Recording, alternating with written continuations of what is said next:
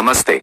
पितृपक्ष 7 सितंबर 2025 से शुरू होकर 21 सितंबर 2025 को समाप्त होगा। ये 15 दिनों की अवधि है जिसमें हम अपने पितरों, पूर्वजों को याद करते हैं और उनके लिए श्राद्ध और तर्पण करते हैं। पितृपक्ष का समापन सर्वपितृ अमावस्या के दिन होता है, जिसे महालया अमावस्या भी कहते हैं। इस दिन उन सभी पितरों का श्राद्ध किया जाता है जिनकी मृत्यु तिथि ज्ञात नहीं है। देने योग्य बातें, क्या खरीदें और क्या न खरीदें। पितृपक्ष, जिसे श्राद्ध पक्ष भी कहते हैं, हमारे पूर्वजों को याद करने और उनका सम्मान करने का समय होता है। इस दौरान कुछ विशेष बातों का ध्यान रखना बहुत महत्वपूर्ण माना जाता है ताकि पितरों की आत्मा को शांति मिल सके और उनका आशीर्वाद प्राप्त हो।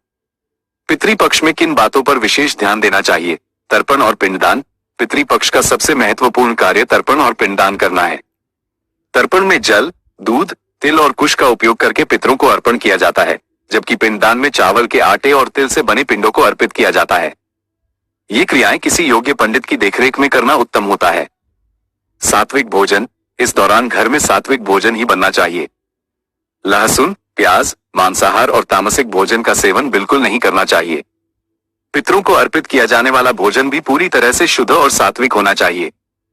ब्रह्मचर्य का पालन। पितृपक्ष के दौरान ब्रह्मचर्य का पालन करना चाहिए।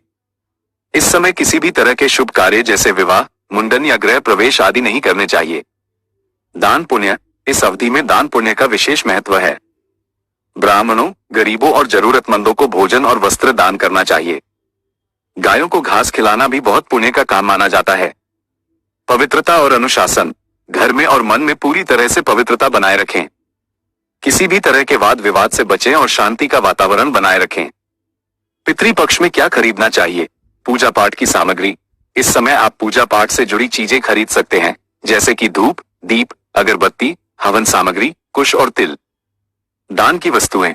अगर आप दान करने का विचार कर रहे हैं तो आप वस्त्र, अनाज, गेहूं, चावल, घी, गुड़ और अन्य खाद्य सामग्री खरीद सकते हैं। अनावश्यक खरीदारी से बचें। इस समय बहुत ज्यादा खरीदारी करने से बचना चाहिए, खासकर नई वस्तुओं या विलासिता की चीजों की। पितृपक्ष में क्या नहीं खरीदना चाहिए? नए कपड़े और आभूषण। इस समय नए कपड़े, जूते या आभूषण खरीदना शुभ नहीं माना जाता है। माना जाता है कि ऐसा करने से पितरों का आशीर्वाद नहीं मिलता। गाड़ी और नया घर। पितृपक्ष में नई गाड़ी या नया घर खरीदना भी अच्छा नहीं माना जाता है। ये समय शोक और श्रद्धा का होता है, न कि भौतिक सुखों की खरीदारी का। इलेक्ट्रॉनिक सामान और विलासिता की वस्तुएं, टीवी, फ्रिज, मोबाइल फोन या अन्य विलासिता की वस्तुएं इस समय नहीं खरीदनी चाहिए। शुभ कार्य से संबंधित वस्तुएं, विवाह, गृह प्रवेश या अन्य शुभ कार्यों से संबंधित कोई भी वस्तु इस दौरान नहीं खरीदनी चाहिए।